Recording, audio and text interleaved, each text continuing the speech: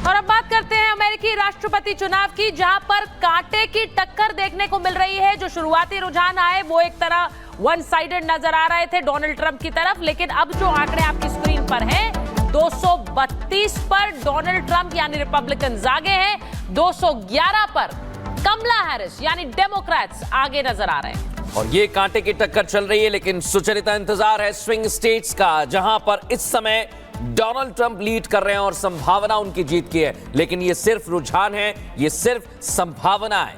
538 electoral votes जहां पर Donald Trump अभी आगे चल रहे हैं, लेकिन बहुमत का आंकड़ा रुझानों में अभी किसी ने नहीं छुआ है, जो 270 का है। लेकिन ये कांटे की टक्कर कहां तक जाएगी देखना होगा, क्योंकि कुछ ऐसे स्विंग स्टेट्स हैं जहां डोनाल्ड ट्रंप आगे चल रहे हैं और अभी उनका नतीजा आना बाकी है। और आपको ये बताएं कि हमारे साथ मेजर जनरल ए.के. सिवाच बने हुए हैं, विजय त्रिवेदी जी हमारे साथ बने हुए हैं, और एलन मस्क का थोड़ी देर पहले 5 मिनट पहले एक पोस्ट आया है, the future is going to be so fiery, जिसमें उन्होंने अपनी तस्वीर शेयर करी है डोनाल्ड ट्रंप के साथ। तो अब आप सोच लीजिए, वो अपनी जीत डिक्लेयर कर रहे हैं कि अमेरिकी राष्ट्रपति अगले डोनाल्ड ट्रंप ही होंगे। और जिस तरह से थोड़ी देर पहले हम चर्चा कर रहे थे कि बहुत हद तक ये जो लड़ाई है विजय जी, ये सोशल मीडिया पर भी लड़ी जा रही है। वहां पर जो मेन स्ट्रीम एक मीडिया है, लेकिन उसी के साथ साथ सोशल मीडिया पर भी लगातार ट्रंप के समर्थक और कमला हैरिस के समर्थक एक वोट करते, एक तरह से एक तस्वीर बनाते आए हैं। लेकिन विजय जी, इस बात पर जरा रोशनी डालिए। बहुत लोग ये कह रहे हैं कि कमला हैरिस अगर आती हैं तो वो एक तरह से एक डमी प्रेसिडेंट होंगी, क्योंकि वो बहुत हद तक जो ओबामाज हैं उनकी जो एक सोच है उसको ही आगे बढ़ाएंगी। ये बहुत हद तक चर्चा है।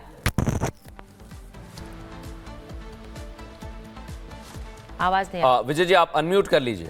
म्यूट कर लिया आपने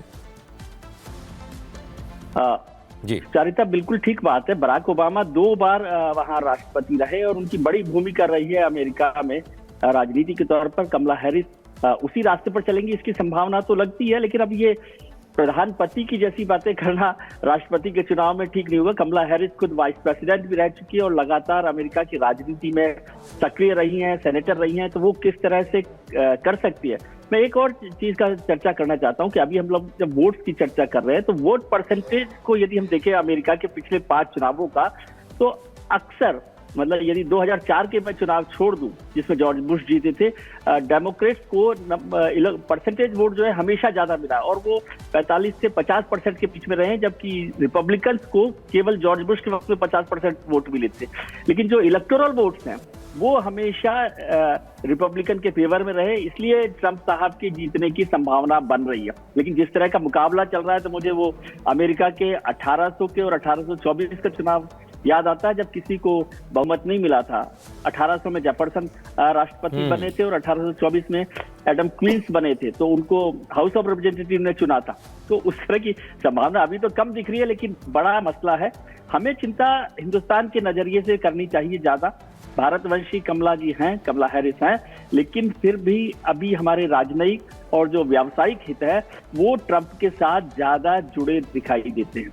और भारतवंशियों ने और भारत के जो लोग हैं अमेरिका में, उन्होंने भी उसी तरह से वोट दिया है। लेकिन अब नतीजे क्या ट्रंप को दोबारा ये मौका देंगे, ये अभी थोड़ा सा टाइम लगेगा। इसलिए ये जल्दी है कि हम सोचे कि कमला जो है 216 वोट के साथ या 232 वोट के साथ वो हैं।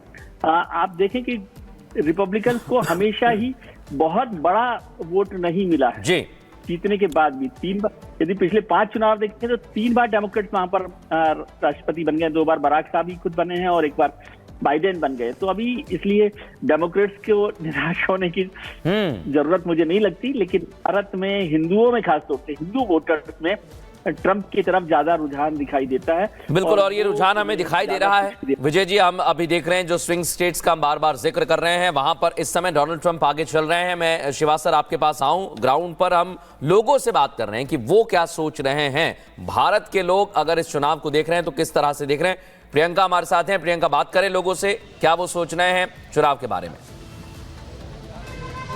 बिल्कुल, देखिए तीर्थ नगरी प्रयागराज में मैं इस वक्त मौजूद हूं और यहाँ पर सब लोग चाय पर बैठकर यही चर्चा कर रहे थे कि अमेरिका का 47वां राष्ट्रपति कौन होना चाहिए, भारत को किससे फायदा होता है। हम यहीं पर लोगों से बातचीत करते हैं। आपका नाम? मेरा नाम मनीष कुमार है, मैं पढ़ाई कर रहा हूँ। निगाहें हैं लगातार कि डोनाल्ड ट्रंप आगे चल रहे हैं, कौन राष्ट्रपति होना चाहिए, भारत को किससे फायदा हो सकता है? देखिए, निसंदेह कमला हैरिस के शासनकाल में हम लोग ज़्यादा बेहतर फील करेंगे।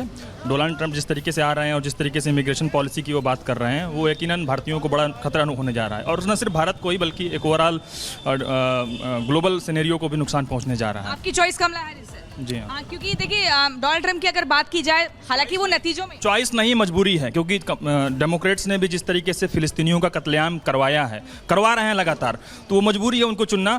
अदरवाइज डोनाल्ड ट्रंप पार्टी ने तो जिस तरीके से भगवाकरण कर रहे हैं, हिंदुत्व की फिलॉसफी को लेकर आ रहे हैं, फासिज्म एक नए रूप में आएगा। भारत में तो हम कई जगह देख रहे थे कि कुछ साधु संत हवन पूजन कर रहे थे, लेकिन नतीजों के आधार पर देखें तो डोनाल्ड ट्रंप थोड़ा सा आगे चल रहे हैं। लेकिन यहाँ ही नाराजगी दिखा रहे हैं, कह रहे हैं H1B वीजा पर रोक की बात की डोनाल्ड ट्रंप ने, इसके अलावा इमिग्रेशन को लेकर कठोर रुख दिखाया। आप लोग क्या सोचते हैं, क्या चॉइस? वो सही कह रहे हैं, सच यही है। सच तो यही है कि ट्रंप को कायदे से तो पॉलिटिक्स में ही नहीं रहना चाहिए।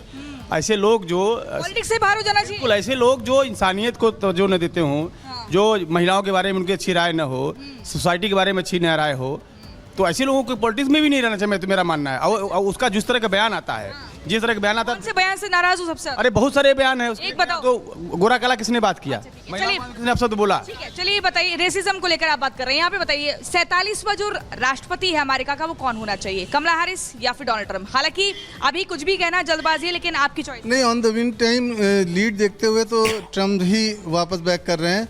वैसे चॉइस ये है कि कमला हैरिस होनी चाहिए।